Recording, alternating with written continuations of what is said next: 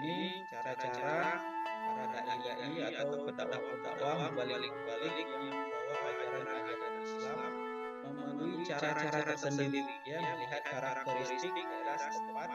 Mungkin ada yang penduduknya yang suka kesenian gitu. Jadi Islam itu dibawa dimasukkan dari ke dalam seni, baik seni wayang, seni tari dan lain sebagainya.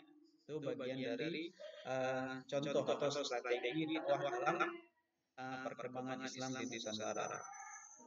Baik, kita lanjutkan anak Bapak. Yang pertama adalah perdagangan. Ya, perdagangan ini salah satu strategi yang dilakukan bangsa-bangsa baik bangsa Persia, India atau bangsa Mesir sendiri yang masuk ke Indonesia. Yang pertama adalah perdagangan. Yang pada abad ke-7 Masehi, bangsa Indonesia kedatangan para pedagang Islam dari India, Persia, dan bangsa Arab. Kemudian saat berdagang terjadilah komunikasi antara kedua negeri. Interaksi ini maka terjadilah penyebaran Islam. Ya, ini perdagangan. Yang kedua, strateginya dengan perkawinan. Sebagaimana sebagian para pedagang Islam ada yang menetap di Indonesia, dan para pedagang ini menikah dengan wanita Indonesia, terutama putri raja atau bangsawan. Karena pernikahan itulah maka banyak keluarga raja atau bangsawan masuk Islam. Jadi salah satu strategi juga, ya, perkawinan. Yang ketiga, strategi yang ketiga adalah tentang pendidikan. Perkembangan Islam yang cepat menyebabkan muncul tokoh ulama yang menyebarkan Islam melalui pendidikan dengan mendirikan pondok-pondok pesantren, ya, tempat para pemuda-pemudi Nusantara menuntut ilmu yang berhubungan dengan agama tentunya. Baik, kita lanjutkan yang keempat. Strategi yang keempat adalah dengan tasawuf, yaitu penyebaran Islam yang tidak kalah pentingnya ialah melalui tasawuf. Tasawuf adalah ajaran atau cara untuk mendekatkan diri kepada Allah. Kemudian tasawuf juga bagaimana memelihara unsur-unsur budaya sebelum Islam diteruskan dalam kehidupan Islam. Ini cara selanjutnya. Ada Hamzah Syamsuri, nanti kita kenal, ada Samsudin, Ahmad Somad, dan sebagainya. Kemudian yang kelima, strategi yang kelima ada kesenian. Perkembangan Islam juga melalui seni, ya, seperti banyak, ya, kita bisa melihat.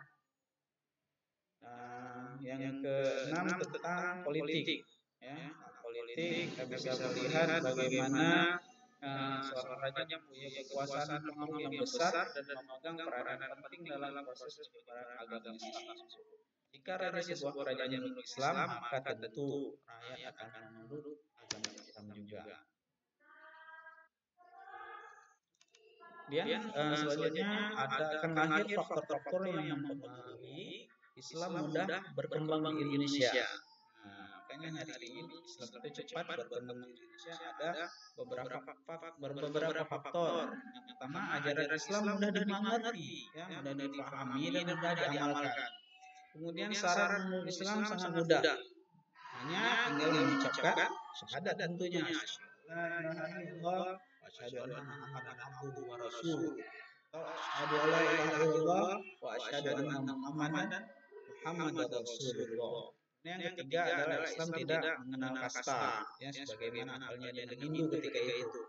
Kemudian kegiatan keagamaan di dalam Islam bersifat sederhana, tidak harus mengeluarkan biaya yang besar atau peralatan-peralatan yang dibutuhkan banyak.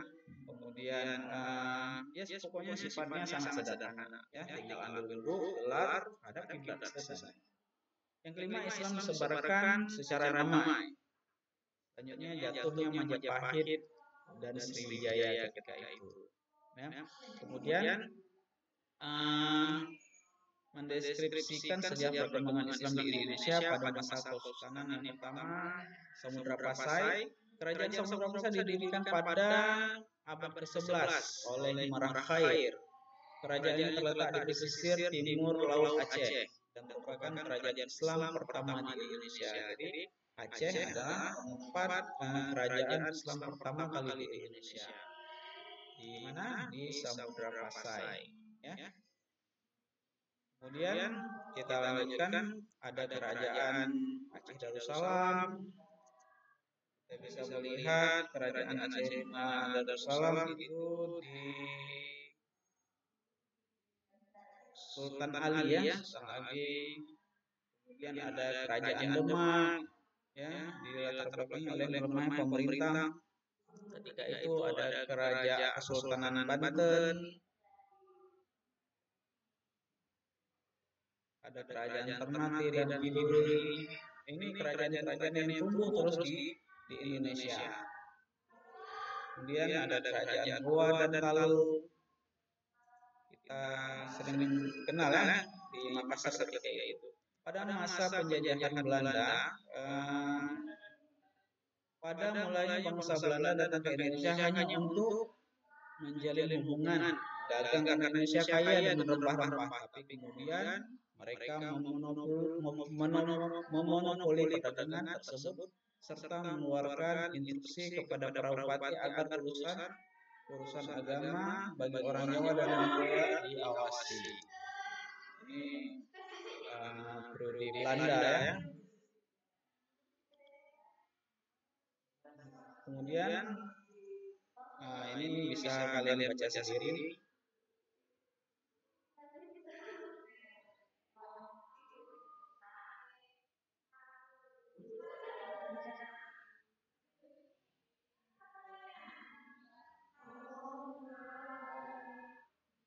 Kemudian ada pada masa kemerdekaan, ya ini pada masa Orde Lama, ketika partai-partai Islam pada masa kebijakan Soekarno mengalami kemerosotan, tidak ada jabatan menteri berposisi penting yang diserahkan kepada Islam.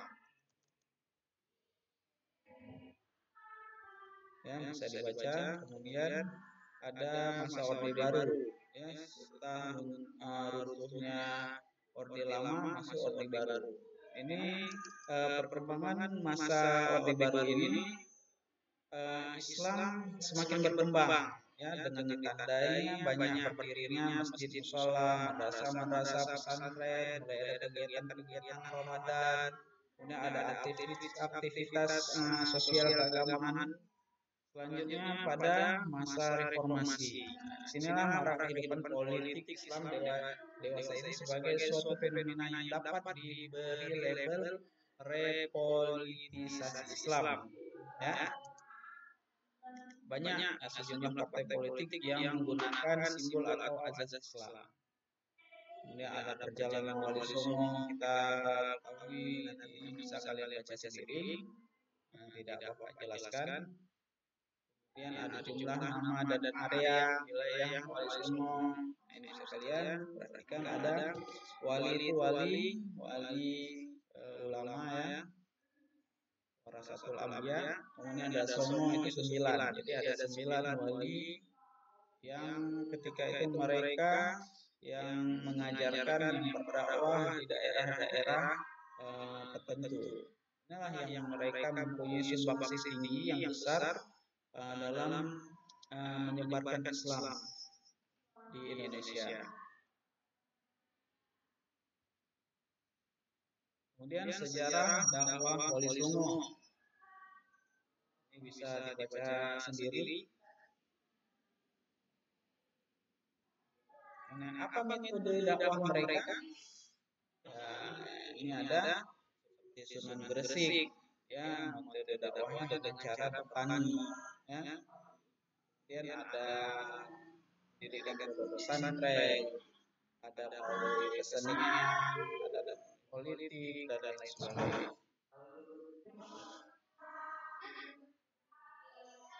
Kemudian akan lahir tokoh-tokoh Islam pada ketika itu ada Kiai Haji Hasyim Asy'ari.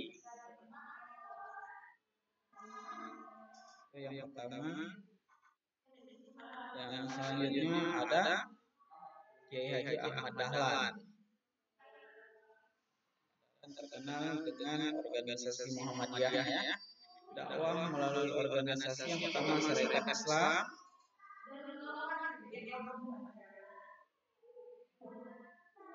yang kedua ada Muhammadiyah, yang tadi Kiai Haji Ahmad Dahlan di Jogja.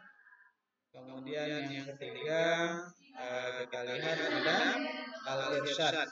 Al-Irsyad itu berdiri setelah Muhammadiyah, ya, atau dapat dibilang sebagai bagian dari Jamiatul Khair, ulama yang didirikan oleh Haji Hasyim Asy'ari. Selanjutnya adalah Majelis Islam A'la Indonesia, MIAI. Yang keenam Masyumi. Didirikan 1943, Kiai Haji Mas Mansur, kayak gitu. Ya, Matla'ul Anwar. Pendirinya ada Kiai Haji Muhammad Yasin pada tahun 1905. Kemudian ada Persatuan Indonesia didirikan oleh Kiai Haji Zamzam dan Muhammad Yunus pada tahun 1923. Kemudian ada organisasi pelajar Indonesia, mahasiswa dan pembinaan Islam ketika itu. Ada yang ke-10 MUI, Majelis Ulama Indonesia. Yang ke-11 ada ICMI, Ikatan Cendekiawan Muslim Indonesia. Ketika itu dipimpin oleh Profesor Dr. B.J. Habibie. Ya. Selanjutnya adalah hikmah. Kita bisa lihat yang pertama adalah ini, yang kedua bisa baca sendiri.